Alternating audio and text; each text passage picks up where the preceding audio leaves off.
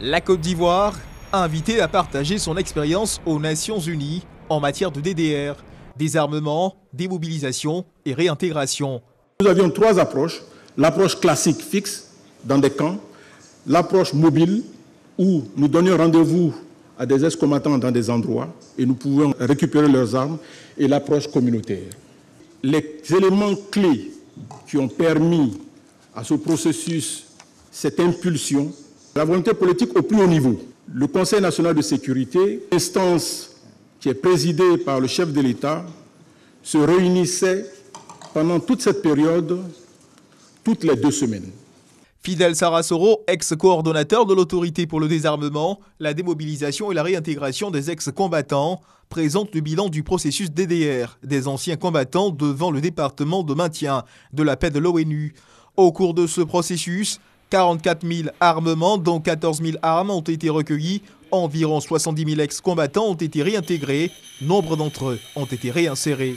Et même s'ils désarmaient, ils n'étaient pas acceptés dans leur communauté. La resocialisation, je pense que ça a été la plus grande réussite du DDR en Côte d'Ivoire. Ce sont des ex-combattants qui fabriquent des pavés à partir de déchets plastiques, la construction et autre chose. Pour l'ambassadeur Bouakamon, représentant permanent de la Côte d'Ivoire auprès de l'ONU, le succès du processus DDR en Côte d'Ivoire tient également à une réforme du secteur de la sécurité robuste et à la mise en œuvre d'un concept de resocialisation des ex-combattants. Les récentes manifestations dans l'armée éclairent sur la nécessité d'accélérer la réforme du secteur de la sécurité et le professionnalisme de l'armée nationale afin de donner aux soldats ivoiriens une identité républicaine. La haute représentante des Nations Unies pour les affaires de désarmement, Itsumi Nakamitsu, a affirmé au cours d'une table ronde de haut niveau au siège de l'ONU à New York que la Côte d'Ivoire est un exemple en matière de DDR.